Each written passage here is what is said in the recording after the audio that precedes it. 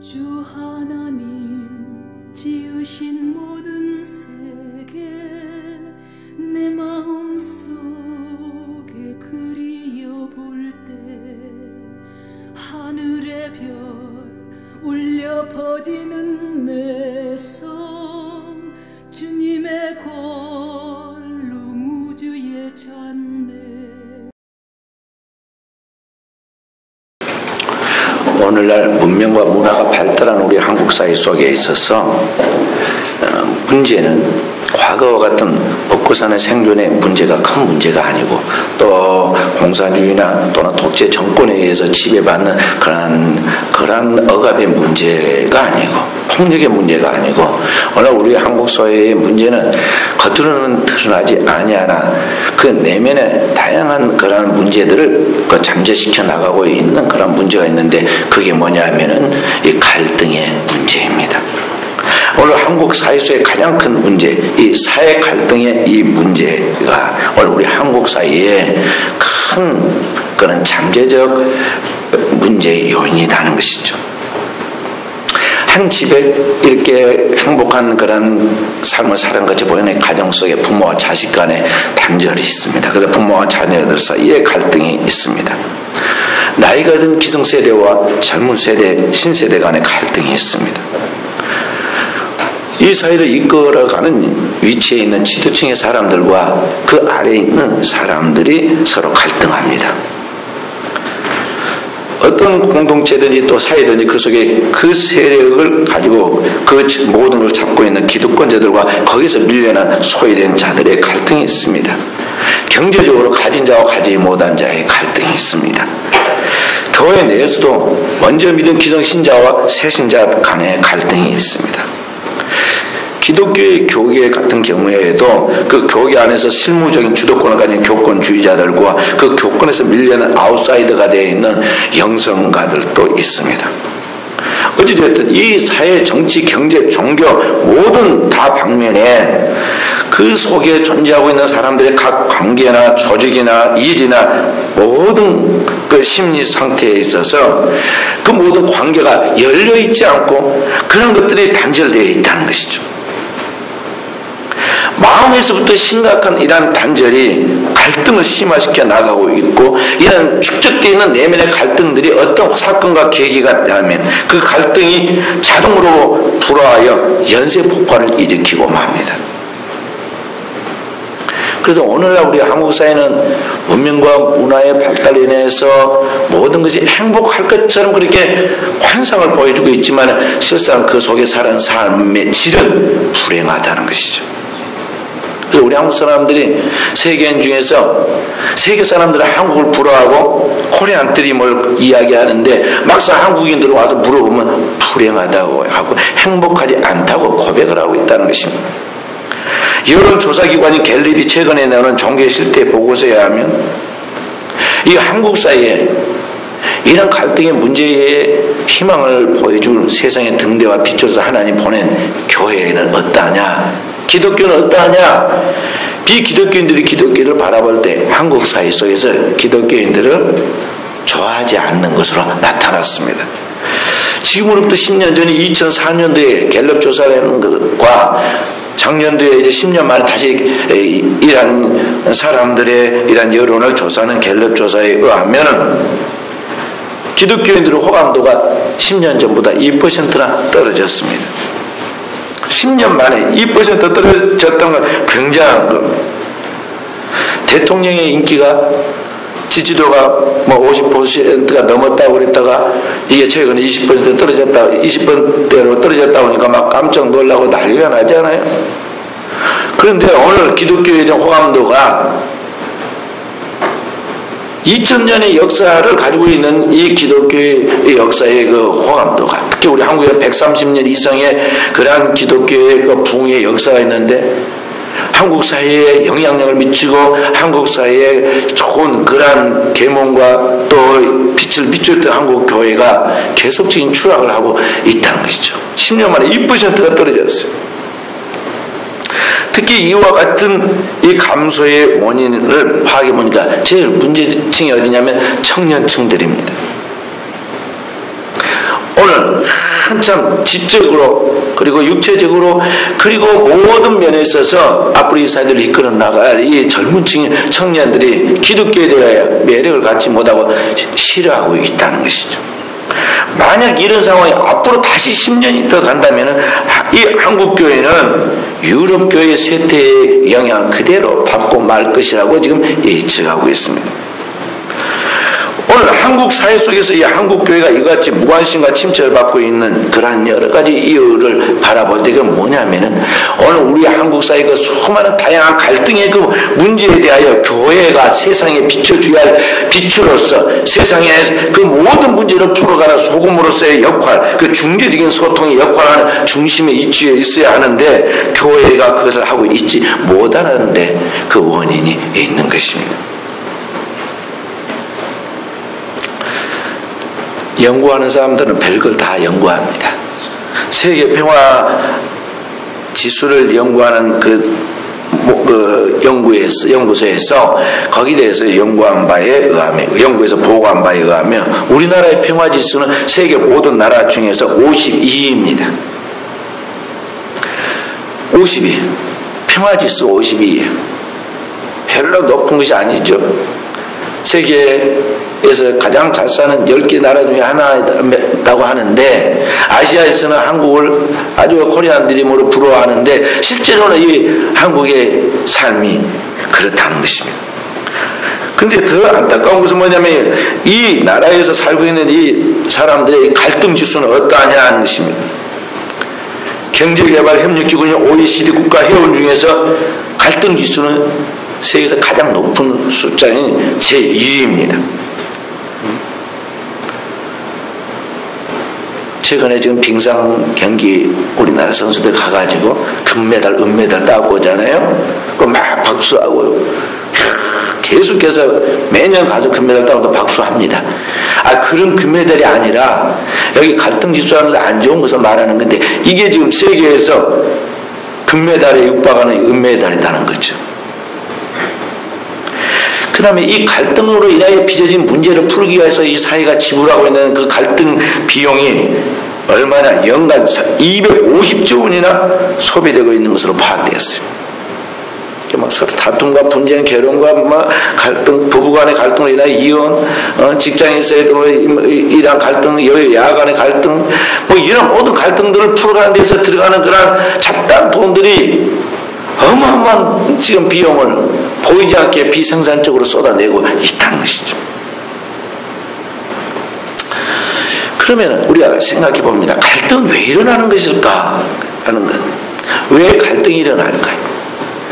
갈등을 불러오는 결정적인 요인은 뭐냐면은 이 사회적으로 볼 때 유발 요인은 헤게모니 때문에 오는 것입니다. 헤게모니라는 것은 주도권을 말하는 것인데 살고 있는 그 삶 속에서 그 공동체의 사람들이 서로 자기가 그 모든 일에 지배권을 가지려고 주도권 싸움을 한다는 거죠. 그런 것 때문에 갈등이 일어납니다. 서로 자기가 주겠다는 거죠. 그리고 이런 갈등을 촉발시키는 요인은 뭐냐면 심리적으로 그 내면에 잠재되어 있는 인간의 욕심 때문에 그러한 거죠. 인간의 세상적인 것에 대한 집착과 욕심 때문에 이런 갈등이 막 계속적으로 이제 심리적으로 계속해서 이런 것들이 나타나는 것이죠. 사람마다 그 마음속에 명예욕, 직위욕, 물욕, 자존심 같은 이런 욕망들이 강합니다. 그런 것들이 결국 심화되어서 이러한 사회의 갈등을 가져온다는 것이죠.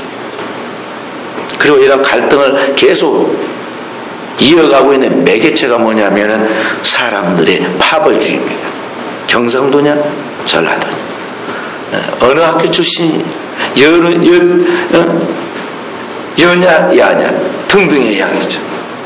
제가 기독교 영성 모임에 가는데요. 가면서 늘 안타깝게 생각하고 때로는 불편하게 생각하는 것이 뭐냐면 저기 전라도 사람들 완전히 종북주의자들 무엇이 어떻고 막 하면서 공식적인 자리에서 전국에 목회자 모인 자리에서 그렇게 편견된 의식을 가지고 말을 막 하신 것을 봅니다. 왜 저렇게 조그마한 한국 사회 속에 살면서도 이 한국 사회의 역사와 함께 그런 것들에 대한 의식과 그런 그 사회 구조 또 사람들의 그 여러 가지 그 심리적인 것을 저렇게 모를까? 그 분야에 대해서 공부하고 그 분야에 대해서 살지 않으면 모르는 것은 사실입니다. 또 어떤 분은 또 우리 통합직 장로교, 우리 한국 기독교를 지금까지 이끌어온 중심 역할을 하고 한국 교회의 장자 교단이라 부르고 있는 우리 장로교 통합직을 이끌어서 이단이라고 막 공식적으로 이야기합니다. 왜 그러느냐? WCC를 지지해가지고 회의를 해서 참여했기 때문에 이단이라고 아주 공식적인 자리에서 그렇게 이야기를 하는 것도 있어요. 저분이 세계 기독교 역사의 흐름에 대해서 정말 바른 책을 한 권이라도 제대로 읽어보고 또 성경의 말씀과 함께 오늘 우리 사회 현상에 대하여 어떻게 할 것인가에 대해 조금만 이해를 가졌더라면 그렇게까지 무지한 소리 하지 않을 것인데 안타까운 마음도 있고 때로나 참 불편한 것도 있어. 이런 것들이 다 어디서 오느냐면 이 파벌주의에서 오는 거죠. 파벌주의를 사회학에서는 사회악이라고 말합니다. 이런 파벌주의는 소수의 그러한 것들에 대해 따라오는 감정적 동조자들만 이끌어갈 수 있는 어떤 한 지도자에 의해서 나가는데 이게 결국에는 파당을 일으킵니다. 그리고 그걸 동조하고 있는 그 무리들, 그 패거리들이 있는데 그런 교조적인 역할을 하는 사람들 그걸 즐기죠. 하나 이분법적인 사고방식인데 이것은 어떻게 보면 영혼의 질병과 같은 것입니다. 이런 심리 구조에 빠진 사람들은 말이죠. 자기 자신이 거기에 만족하지 못하고 자기 자신의 그러한 것들이 충족되지 않으면 막 싸웁니다. 진정하고 고소하고 고발을 일삼습니다. 자기가 직접 나서지 않고 다른 사람을 하게끔 조종합니다. 그런 무리들이 심지어는 거룩한 성역인 교회 안에까지 들어와서 추태를 부립니다. 그래서 교회 안에서도 어떤 갈등의 문제가 조정되지 않으면 이것이 충돌을 일으키고 이것이 안에서 해결되지 않으면 세상 법정으로까지 나가는 그러한 부끄러운 모습들을 보게 되죠. 오늘 주님은 교회로 하여금 세상에 하나님의 생명의 빛을 비추고 이 복잡한 세상의 갈등의 이 문제를 치유할 수 있도록 세상의 빛과 소금의 역할을 하라고 우리를 세상에 보냈는데 그것이 주님이 이 땅에 오신 목적이고 하늘과 땅을 통일하고 이 세상과 세상에 있는 사람들 간에 막힌 땅을 다 허물어서 하나님의 나라의 평화를 모두 나눠주도록 하기 위해 주님이 오시고 그 일을 위하여 이 땅에서 십자가에 피 흘려 영원한 속죄의 공로를 이루셨는데 그 공로를 덧입고 살아오는 하나님의 백성들이 주님처럼 이와 같은 하나님의 사랑의 소통자가 되어야 하는데 그 역할을 하는 것이 아니라 도리어 세상에 가로막힌 장벽이 되고 이 세상에 모두 막혀있는 그러한 닫힌 문이 되고 이 세상에 고통을 주는 그러한 원수가 되고 있다는 것이죠. 그래서 교회가 오늘날 성경을 통해 우리에게 계시하고 그리스도께서 우리에게 전달해 준 하나님의 생명의 바른 그 복음의 에센스에서 본질에서 떠나가 있습니다. 성경이 무엇인지 하나님의 복음의 핵심이 무엇인지 그리스도인다운 삶으로서 오늘 우리에게 주시는 하나님의 축복과 그 영광의 삶의 사명이 무엇인가에 대한 그것을 붙잡지 못한 채 완전히 허공을 치는 공상 속에서 교회만 왔다 갔다 하는 거죠. 교회 와서도 스마트폰 가지고 장난치고 있고 옆 사람 뭐 잡다 나무 이야기하고 비 맞는 사람끼리만 있고 비 안 맞는 사람 함께 앉지도 않고 누구 꼴 보기 싫어서 교회도 안 다니고 이러면서 완전히 이게 신앙이 아니라 이건 이상한 집단이 되고 있다는 거죠. 그렇게 하다가 어떤 사건이 생겨가지고 사회의 문제에 딱 떠오르면 기독교는 집중 십자 부활을 맞아가지고 얼마나 부끄러운 그런 모습을 가져옵니까? 오늘 이 사회의 다 문제에 대해 사람들은 정치가 해결해 준 줄 알고 대통령에게 그 문제를 해결하라고 주문을 합니다. 그러나 오늘 이런 이 사회의 그 큰 갈등의 문제들을 치유하는 것은 오늘 이 사회의 구조를 바꾸거나 오늘 가진 자와 가진 자 갖지 못한 자의 그 갈등의 문제를 해결하는 것이 경제인 줄 알고 그 경제의 논리로 나가거나 또는 정치하는 여야가 바뀌면 해결될지 알고 정권을 바꿔 봅니다. 그러나 이런 모든 갈등의 근본적 치유는 이런 땅에 사람들이 할 수 있는 것이 아니라는 것을 알아야 합니다. 오늘 이 문제가 사람이 해결할 수 있을 것 같으면 왜 하나님이 예수 그리스도를 이 땅에 보냈겠습니까? 왜 예수 그리스도가 오셔서 십자가 위에 죽으셔야만 했겠습니까? 이 모든 갈등의 원인은 이 땅에 살아가고 있는 인간의 죄 때문에 오는 것인데, 죄로 말미암아 닫혀 있는 그러한 장벽으로 인해 하나님과 인간 사이가, 인간과 인간 사이가 끊어져 있고, 그 죄로 말미암아 파생되어 있는 저주와 재앙들이, 질병들이, 그건 우리 사회의 그 모든 악들이 거기에서 나오는 것인데, 이 문제를 해결하기 위하여 하나님께서 그 아들 예수 그리스도를 보내셨고, 그 인간의 문제를 모두 다 짊어지고 하나님 앞에서 영원한 속죄를 이루어 놓으신 예수 그리스도를 통해서만 인간의 이 근본적 문제가 해결된다는 사실을 오늘 우리 그리스도인들이 명확하게 알아야겠어요. 그래서 주님께서 인간의 구원의 문제에 대하여 내가 곧 길이요 진리요 생명이라고 말씀하시고, 세상의 모든 무거운 짐을 가진 자는 다 내게로 오라고 말씀하신 것입니다. 그래서 그리스도에서 여러분 거는 우리 주 예수 그리스도가 누구이신가에 대하여, 그리고 그분이 우리를 위하여 이 땅에서 하신 일이 무엇인가에 대해 분명하게 알고 이 문제에 대한 모든 문제를 풀어나가도록 해야 합니다. 근데 사실은 교회에 나와서까지도 신자들이 그 문제를 해결을 못합니다. 마당만 받고 교회만 다닐 뿐이지 근본적 문제 해결이 안 돼요. 습관적으로 교회를 오고 빠지기도 하면서도 교회 오기는 오지만은 그 문제의 근저리에서 왔다 갔다 할 뿐이지 핵심을 파악해서 그걸 처리하지 못한다는 거죠. 그래서 예수 믿는 사람들이 이중적 고통을 받습니다. 세상에서 당하고 교회 안에서 또 근심이 가득해가지고 또 한 번 당하고, 그 신앙이 자유함과 기쁨과 평화가 되었는데 문제 해결을 갖지 못하니까 그 내면에 근심이 가득한 이중적인 고통이 주인공들이 되고 있다는 것이죠. 오늘 주님은 그러한 우리들에게 너희는 세상의 빛이 되어라, 이 혼란한 죄악된 고통과 갈등 속에 있는 죄악된 세상에 희망을 주는 그런 빛이 되라고 말씀하시죠. 세상의 소금이 되라고 말씀하시죠. 어떻게 우리가 그렇게 할 수 있느냐? 저는 여러분과 제가 나의 생명이 되신 주님이 누군가를 확실하게 알고 그 주님을 믿어야겠어요. 머리에 그냥 지적 동의로 믿는다고 착각을 하는 것이 아니라 실제로 그분의 말씀을 통해서 말씀이 육신이 되고 그리스도의 생명이 내 안에 들어와서 나의 생명이 되고 그리스도의 그 모든 은혜가 나를 주장하고 변화시켜서 그리스도의 인격으로까지 변화하여 그리스도의 장성한 사람으로 내 자신이 성화되어가는 존재가 된다는 것이죠. 그래서 오늘 성경을 우리에게 그리스도의 마음을 가지라 그렇게 표현하고 있어요. 빌립보 교회는 갈등이 많은 교회였습니다. 막 교회 안에 파벌과 분열이 있었습니다.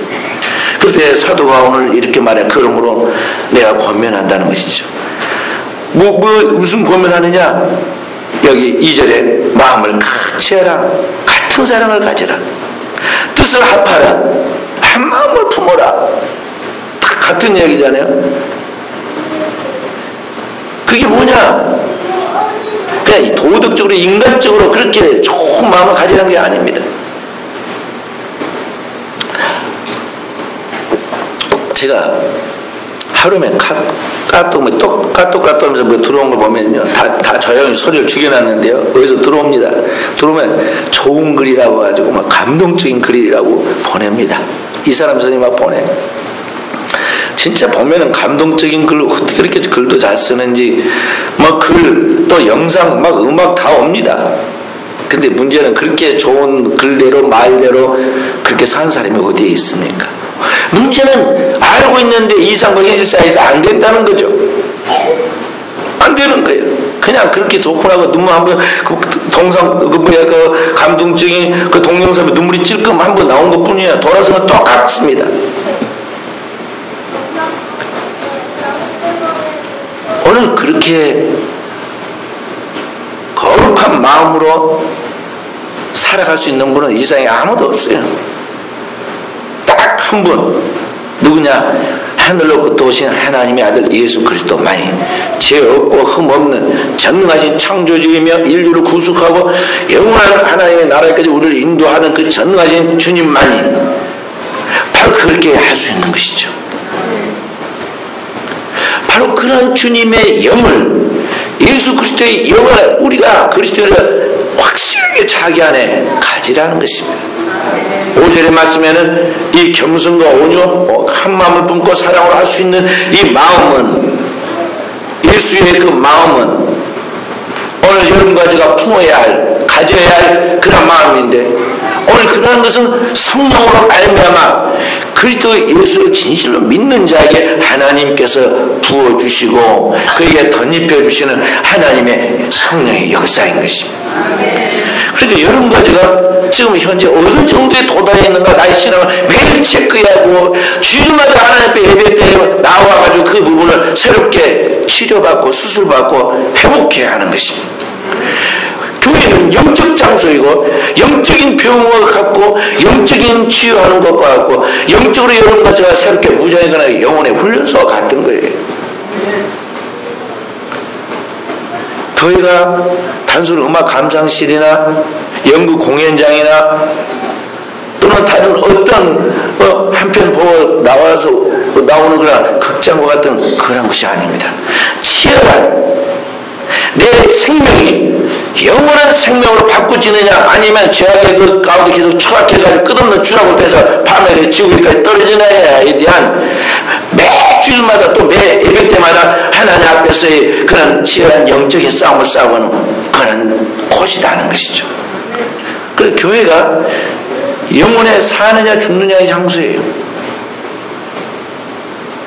교회는 내 아버지 집이면서도 땅에 있는 그 순간만큼은 원수 마귀와의 치열한 싸움을 통해서 생명을 얻느냐 아니면 잃어버리느냐의 그런 중요한 그런 기로에 놓여 있는 것입니다.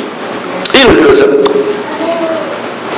제가 이제 미국을 다녀올 일이 있습니다. 미국 가기 위해서 여러 가지 준비들을 해야겠습니다. 그래서 차표도 끊어놓고 비행기표도 끊어놓고 그래서 다 준비해가지고 공항에 2시간 전에 나가야 합니다. 준비하고 바쁘게 막 움직입니다. 비행기를 딱딱이 선까지는요, 한시도 마음을 놓아서는 안 됩니다. 제가 어떻게 또 지칠지도 모르니까, 말 2시간 전에, 이제 3시간 전에는 도착하도록 막 서둘러야 합니다. 비행기가 낮 2시인데 아침 6시부터 순천에서 준비해가지고 출발합니다. 가가지고 공항에 가서 부지런히 티켓팅하고 다시 보딩 패스하고 막 부지런해가지고 나왔더니 보니까 한 2시간 반이나 남아있습니다. 그때 좀 안심이 조금 됩니다. 그래도 안심할 건 아닙니다. 비행기를 타야 합니다. 계속 쇼핑한 것 같이 돌로도 보고 왔다 갔다 하고 옆 사람 이야기도 하지만 계속 지금 시간도 보고 입구도 쳐다봅니다. 언제 저게 불이 들어와가지고 빨리 저기 나가라고 그러는가. 그렇게 해서 30분 전에 이제 다 태우잖아요. 태워가지고 딱 내 자리 어딘가 봐가지고 거기 딱 앉아 있어서 비행기가 이제 출발해야, 그때야 이제 미국까지 가려면 지금은 몇 시간인지 모르겠는데 옛날에는 하니까 13시간, 17시간 그렇게 탔어요. 저기 워싱턴까지 갈 때는 17시간 타. 17시간. 17시간 동안 이제 지긋지긋할 정도로 앞으로 누웠다 뒤로 뭐 제쳤다 막 하면서 이제 아무렇게나 쉬어도 괜찮아요. 그러나 그 앞에는 죽을 둥살둥 준비해야 합니다. 뭐 빠뜬 거 없는가. 여러분과 제가 지금 그렇다는 것이죠. 주일날 하나님 앞에 예배 드려서 딱 지금 예배 드리면서 비행기 탄 순간과 같은 거예요. 그러니까 거기까지는 계속 준비해야 돼. 영적 자기 준비가 되어갖고 있어야 돼요. 여기 비행기에 타려고 준비하듯이 준비해야 합니다. 치열하게. 완전히 하나님의 은혜로 딱 무장이 돼가지고 새로운 일주일을 딱 이제 비행기 타고 그 하늘을 날듯이 그렇게 이제 일주일 동안 멋지게 살아갈 수 있도록 이런 준비가 이 예배를 통해서 성령으로 확실하게 내 영혼의 절정에 일을 하여 하나님 앞에서 결정이 되어야 한다는 것이죠. 할렐루야. 그게 없이 세상에서 막 세상에 있는 사람과 똑같이 흥청망청이 뒤죽박죽이 돼가지고 살고 뭐 볼까 안 볼까 토요일날 저녁 늦게까지 TV 보고 뭐 보고 뭐가 정신에 주일날 그걸 와가지고 흥대고 와가지고 그 예배가 갑자기 막 되어지는 거예요. 달리기 한번 하려도 몸을 풀고 몸을 조금 조절해가지고 달려야지 갑자기 달리면 달리지 않은 적이 되냐고요. 근데 신자들이 하나님을 그렇게 만만하게 생각하고 신앙을 그렇게 가볍게 생각해. 그러다 보니까 오늘날 우리 신앙인들이 그리스도의 형상과 모양으로서 세상에 그리스도를 보여주는 자로서 살아가야 하는데 그렇게 살아가지 못하는 그런 모순을 범하게 되고 입술로는 그리스도인이고 교회 직분을 가지고 있는 그러한 그 직분자들로서 세상 사람들 가운데 대단한 같이 보이지만은 실상 그 내용을 다 보면 너무 형편없다는 거죠. 어쩜 교회 안 다니는 자기들보다 비도덕적이고 비윤리적이고 비양심적이고 도무지 그 속에서 같이 함께 할 그런 이유를 느끼지 못한 매력이 없다는 것이죠.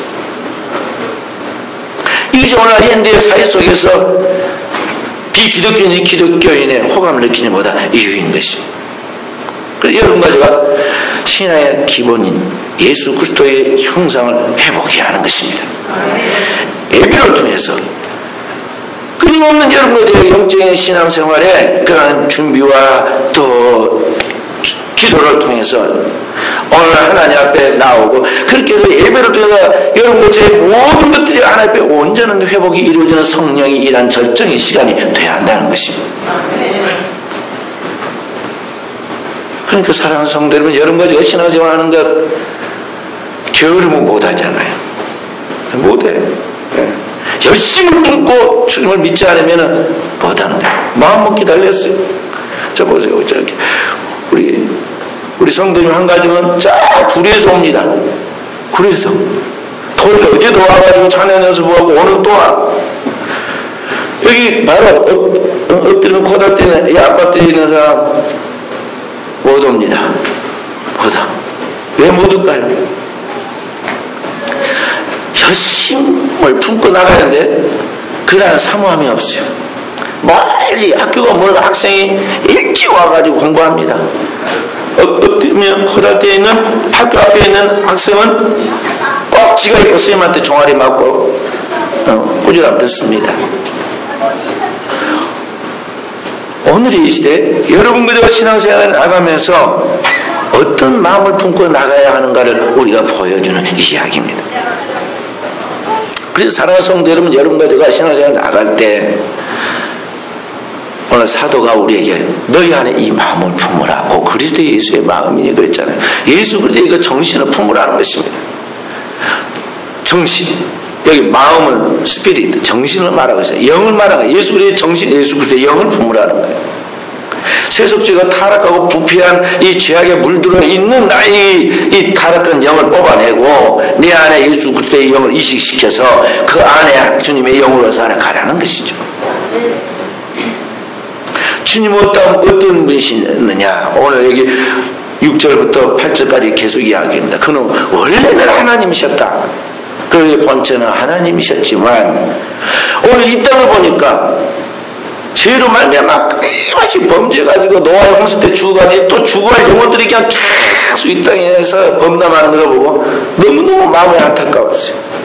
하나님의 마음으로 한참도 모르고 불나방처럼 달려가면서 세상에 있는 아무것도 아닌 험한 것들을 쫓아서 죄악을 그렇게 한번 맛보고 불나방 불에서 떨어지듯이 죽어가는 영혼들, 지옥으로 떨어지는 영혼들 살려내야 하는데 선지자 말도 안 듣고 부모 말도 안 듣고 주의 정도 말도 안 듣는 저것들을 어떻게 할까? 저 자녀들인데 하나님의 형상 모양을 본래 지어졌던 영혼들인데 저 어떻게 할까? 하나님께서 우리를 불쌍히 여기고 긍휼히 여기는데 그 마음을 안 하나님의 독생자신 예수님께서 자원해가지고 이 땅에 내려오신 것입니다. 자기를 비워. 어디 정도까지나 인간이 될 뿐만 아니라 이 땅에 사람의 종이 되기까지, 더 나아가서 그 아래 십자가에서 그 모든 죄와 흠을 담당하여 짊어지고 그 짐을 지고 죽기까지, 피 흘려 영원한 죽음으로 죽어서 지옥에 떨어지기까지 그렇게 열심으로 자기를 비우고 자기를 다 깨뜨리고 자기를 내어주는 그 그리스도 예수의 그 겸손과 온유의 마음, 그 영을 오늘 우리가 성령으로 가지라는 것입니다. 할렐루야.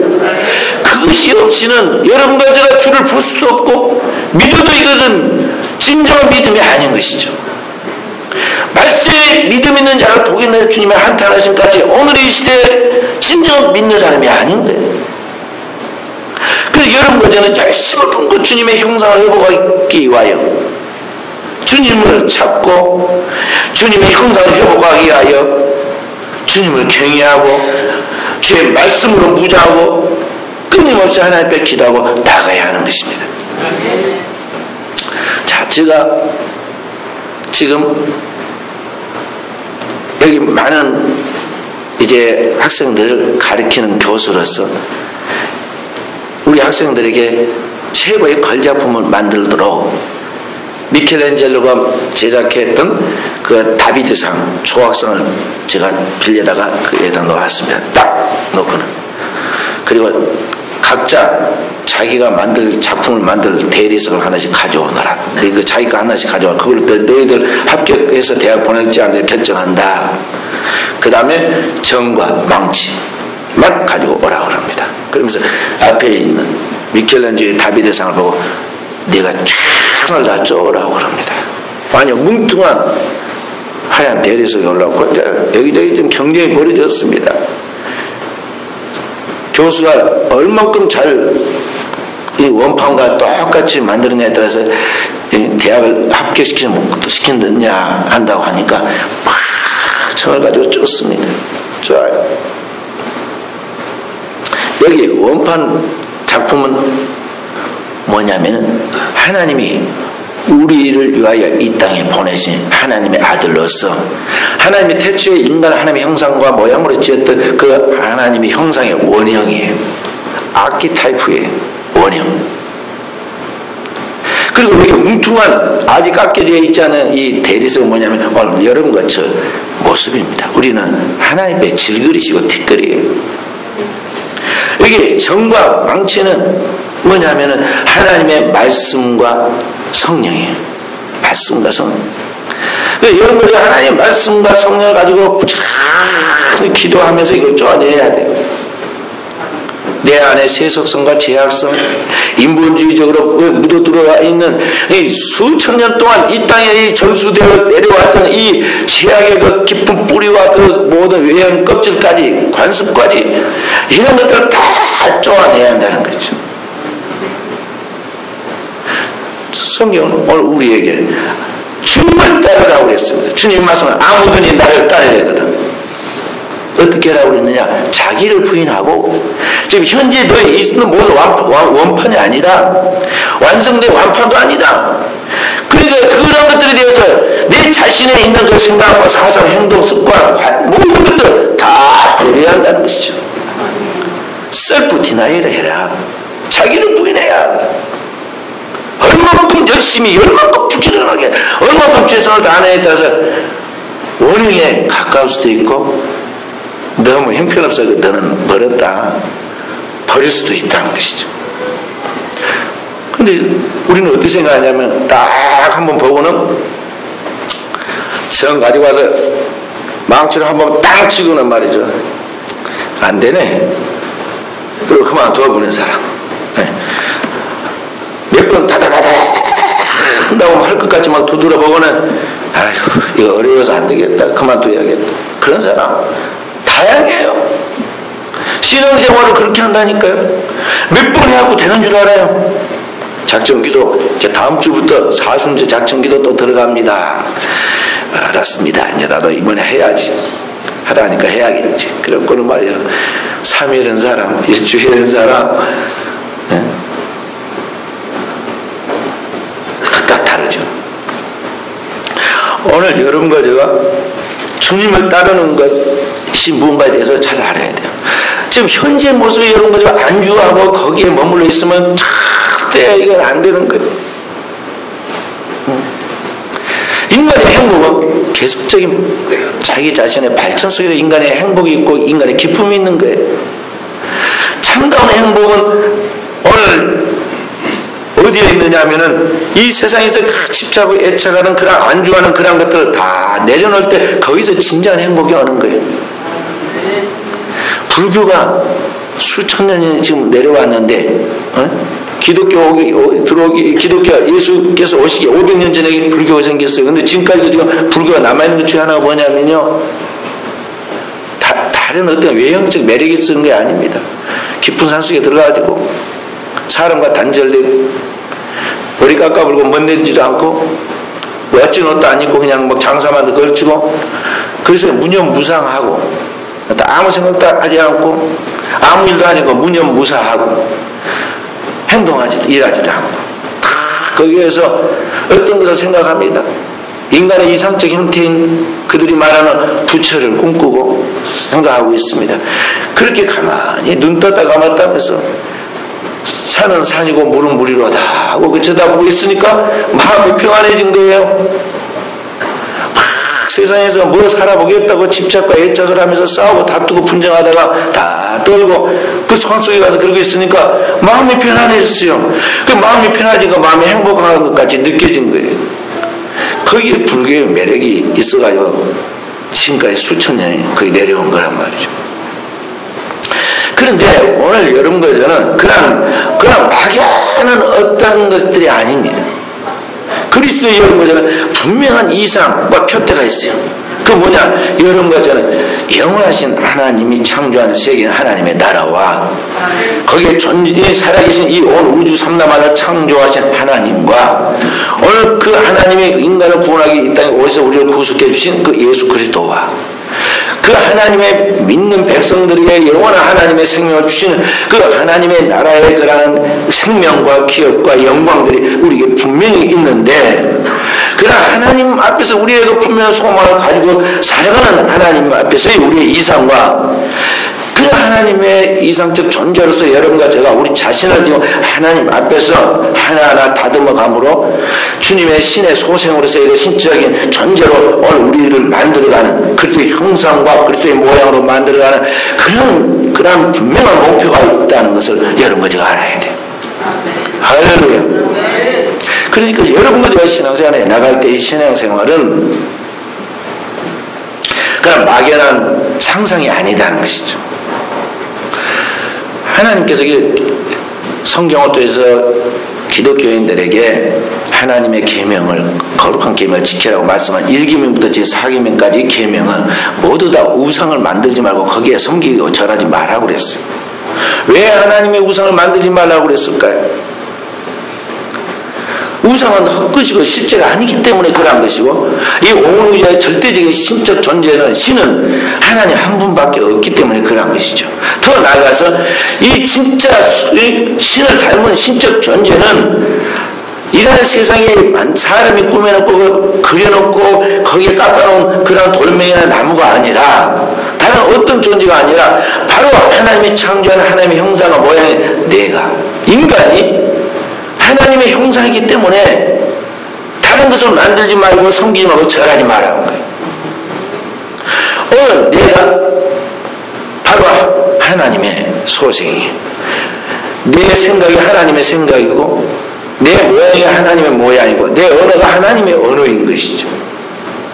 근데 문제는 이것이 진짜 원판인 예수 그리스도와 똑같아야 하는데, 오늘 우리가 어쩌다 보니까 타락해가지고 타락된 그 죄악의 그런 죄성의 흐름 속에서 너무나 많이 어긋나가 있는 그런 모습들이기 때문에 성경에 딱 하나님의 말씀의 원진리 또는 원설계도를 딱 놓고 여러분들이 하나님의 집인 교회에서 부지런히 말씀과 기도를 통해서 끊임없이 오늘 내 자신을 지금 하나님 앞에서 새롭게 그 말씀의 원판에 맞춰가도록 지금 작업을 해가는 것이다 하는 것이죠. 할렐루야. 이것이 신앙생활입니다. 신앙생활.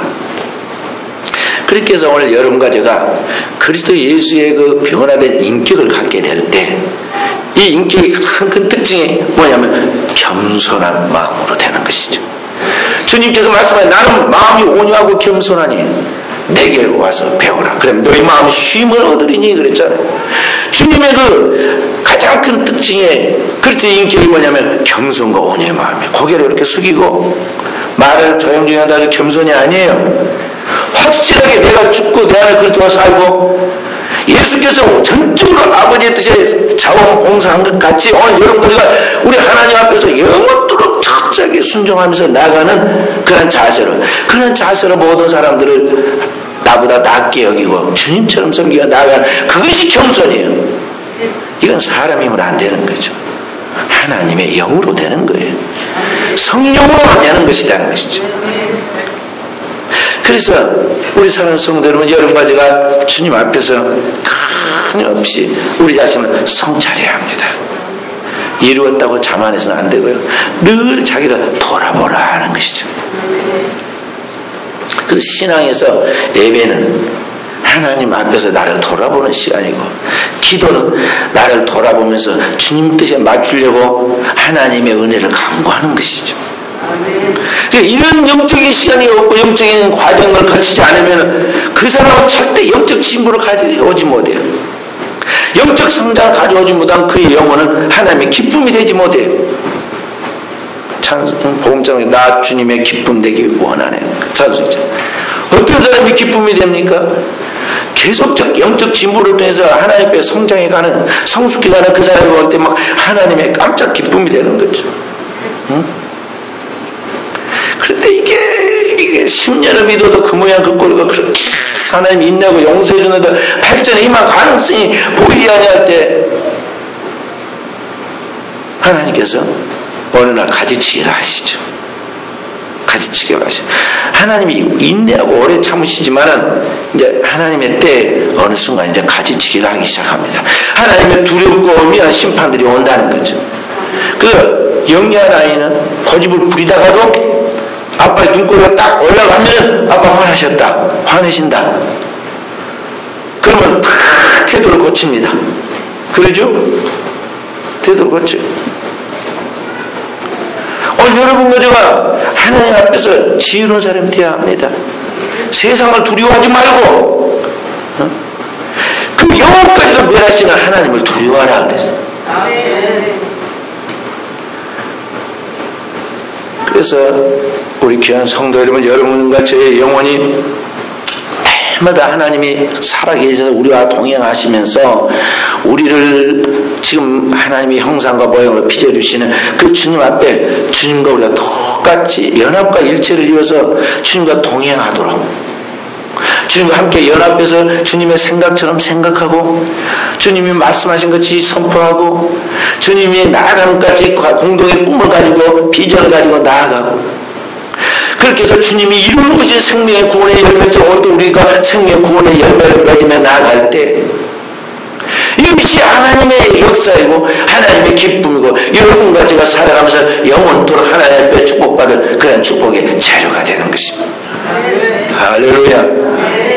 그래서 오늘도 우리 사랑하는 성도 여러분, 주님 앞에 진정한 주님의 모습으로 담기를 원합니다.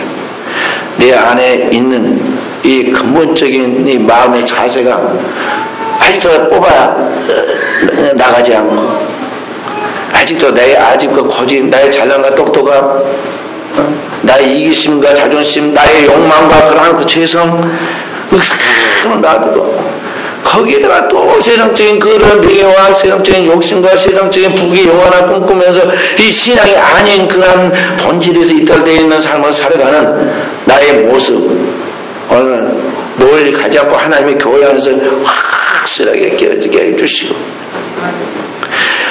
주께서 부어주신 보혜사 성령으로 오늘도 주님의 종이 완전히 거듭나서 하나님의 사람으로 변화되었음을 확인해 주시는 그런 성령 인침이 있게 해주십시오.